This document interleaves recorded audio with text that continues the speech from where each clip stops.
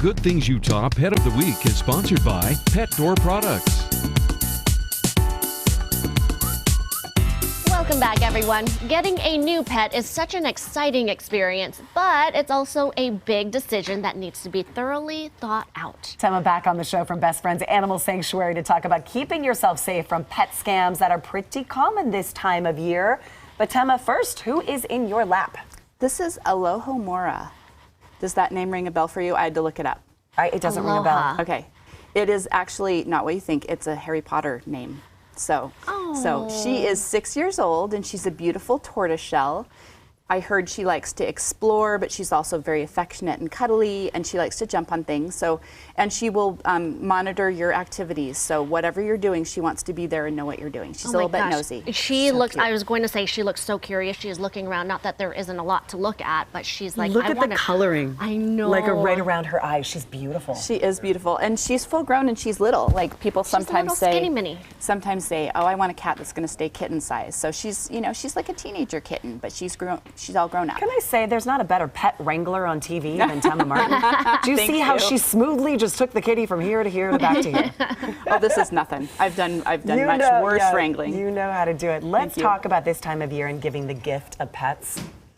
Yes. Well, first of all, of course, if you are looking for a pet for your own family, we're encouraging you to adopt from a shelter or rescue group rather than buying from a breeder, a pet store, or an online retailer.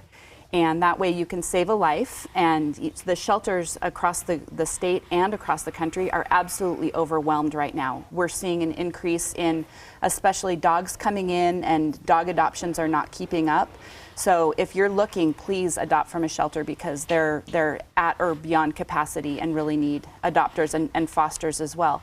Now, what we don't encourage is for you to surprise another family or another adult with a pet, because choosing a pet is a very personal decision.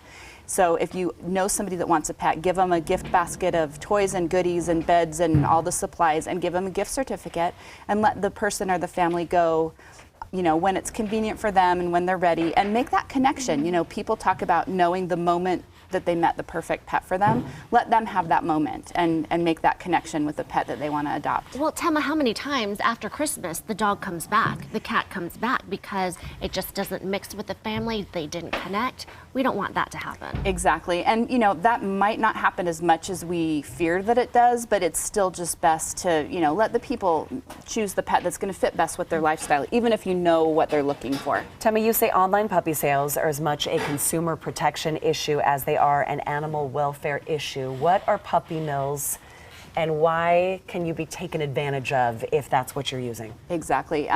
So puppy mills are large-scale commercial breeders usually in the Midwest, but they raise the puppies in extremely inhumane conditions, very small cages. The parents that give birth to these puppies often never get to walk on grass. They don't have any sort of socialization with people or medical care. It's basically like a factory farm for puppies.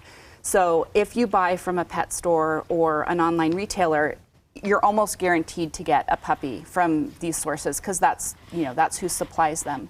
And the other thing to take into consideration is a lot of those, if you do get the puppy that you order online, and we'll talk about the scams in a second, they often have a host of congenital or communicable health issues, which is very disappointing. Well, and let's talk about the scams. The Better Business Bureau also saying 80% of sponsored pets advertisements are fake. They're frauds. Yeah, so what's been happening, and I've seen these stories all across the country, people find a pet online. The website looks flashy. It looks like it's a home, a breeder that's humane, and they order the puppy. They are getting photos and videos. They put a bunch of money into it. They pay for it with gift cards that can't be traced.